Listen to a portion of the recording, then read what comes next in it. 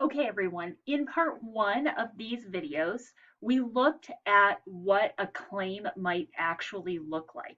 It is the hardest thing to get your head around the fact that I'm asking you to make a fact claim about the values that we see reflected in how we argue about a policy.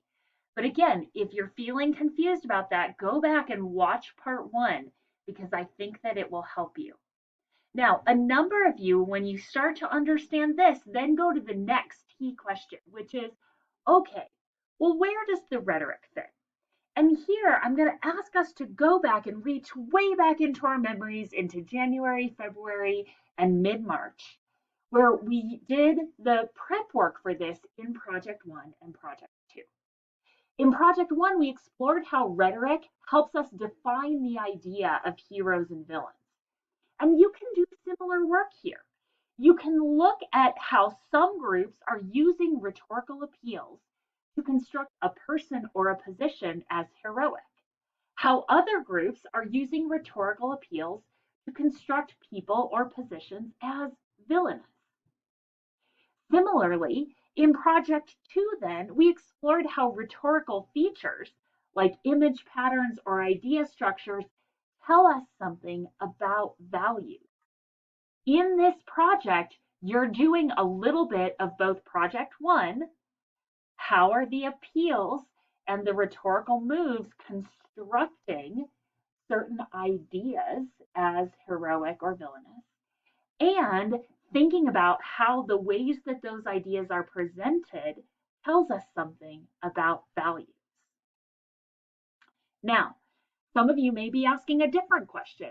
How does this become a story? Both the podcast resources and the magazine feature article pieces talk about creating a story. So, what I want you to remember is something that we talked about way back at the beginning of the semester, that in the hero's journey, our hero moves from the known to the new. Our hero moves from home, what we know pretty well, through a struggle, and you guys are in that struggle right now with this paper. Ultimately, we return with a new insight. So that's the thing we know now after we've been through the struggle. Along the way, heroes and villains may be created. So we can ask, what does the rhetoric tell us about who's the hero and what it means to be a hero? What does the rhetoric tell us about who's the villain or what it means to be the villain? And as many of you may be thinking, and we're going to get there in a minute, we may recognize that some people are heroes to some and villains to others. And that's something that we might need to account for in this project. We can also ask, how can we use these appeals to emotion, logic, or credibility to set others up as heroes or villains? And this is how we take rhetoric and implement it in a story context. So let's do an example. You guys remember from Module 5 my example about the Matsu School District? Well, this was that school board that quote unquote banned books. And I put that in scare quotes because you'll remember the folks who were accused of doing the banning were saying, no, no, no, we're not banning. And they were playing with that definition of the idea. So the question that we came to at the end of that screencast was this. What does the rhetoric about parental input and student preparedness in the Matsuboro School District's decision to take these books off their list tell us about what this community values in education?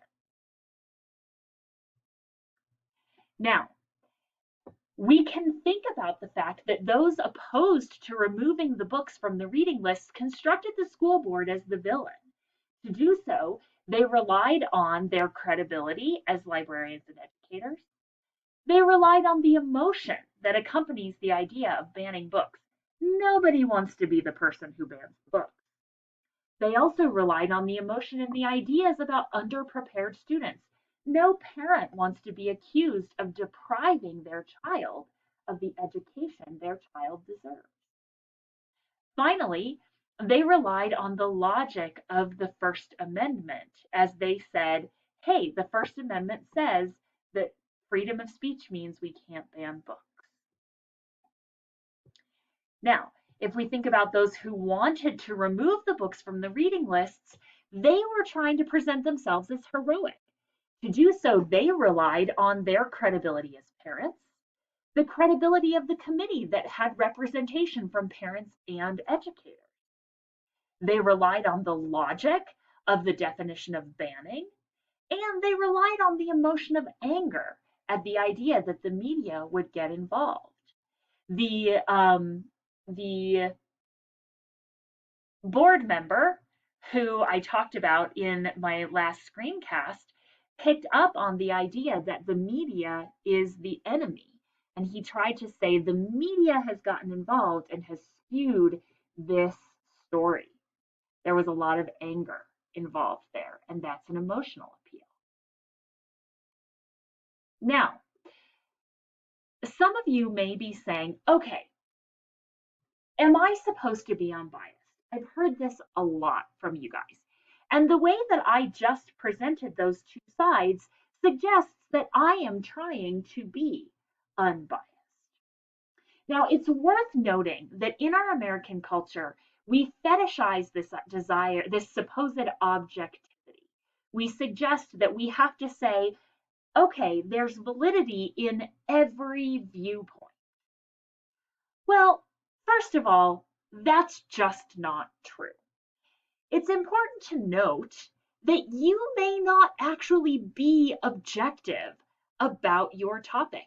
You may have investments, and you are allowed to have investments, provided you are open to your investments being wrong. But if we don't acknowledge that we have them, we're not going to be open to having our minds change. Second, it's important that being objective might grant credibility where no credibility is warranted. If I have a flat earther in my class, it is not my job to say, oh, the flat earthers might have a point. We are at the United States Air Force Academy.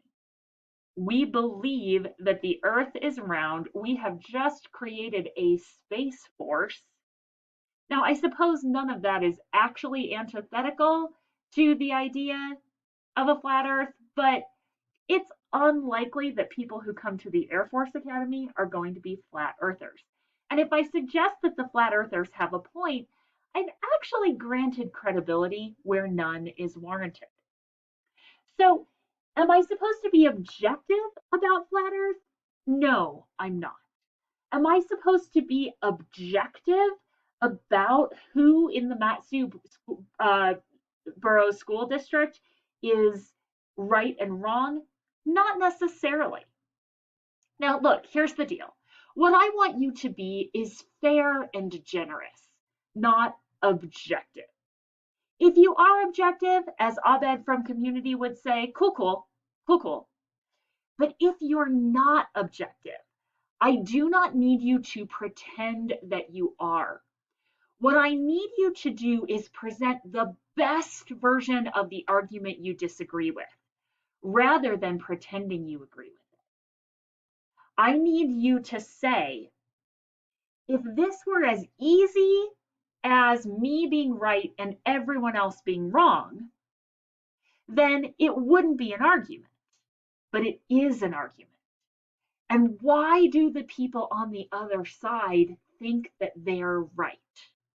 That requires fairness, it requires generosity, and it requires a consideration of those ideas. Ultimately, you don't have to stand in the middle. You can believe what you believe, but I need you to be fair and generous with the people who disagree with you so that you come to a greater understanding of why. So if we go back to the Matsu Borough School District, I agree with the librarians and the educators. And I don't have to pretend that I think the parents are right. What I have to do is listen to the parents and be as kind and as generous with them as I can be. I need to hear their concerns because if I am standing in the position of the librarians and the educators and I want to persuade the parents and the school board? Ultimately, I have to know the fact patterns and the value patterns that they bring to the table. And ultimately, I have to be willing to engage them on those things. Now, it's important to know that you can tip the scales by the way that you tell the story.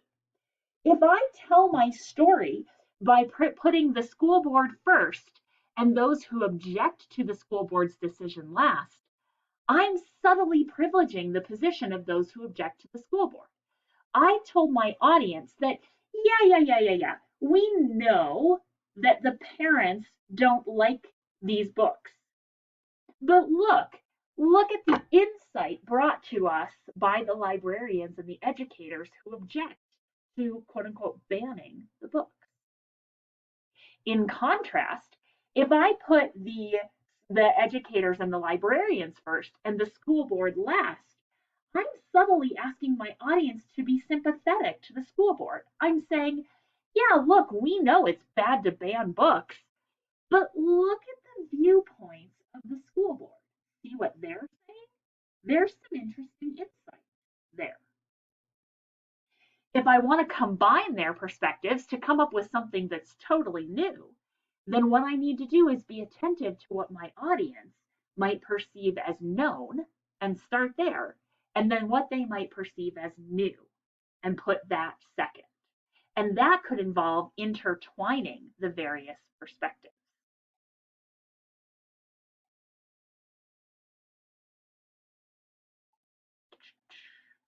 Now, for most of you, there's not going to be an explicit argument in a podcast or a magazine feature.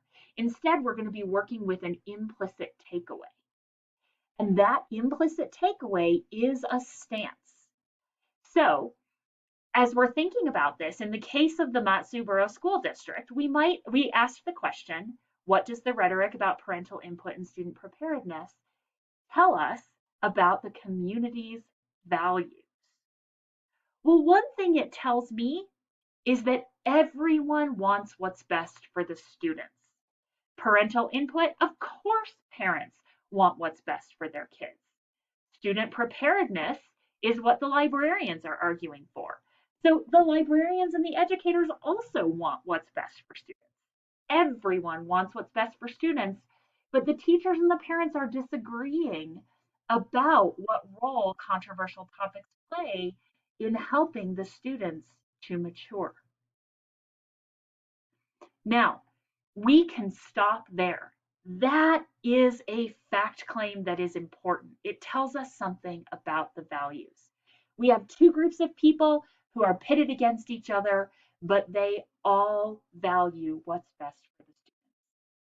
If things feel clear to you right now, I'm going to say stop now, because I'm going to push this a little bit further with my next slide. So if you don't want me to push further, go ahead and hit stop, because you've got what you need and I can answer questions as you're working. If you want to push this a little bit further and bring it back to our fact, value, and policy, stick with me for another minute and a half or so.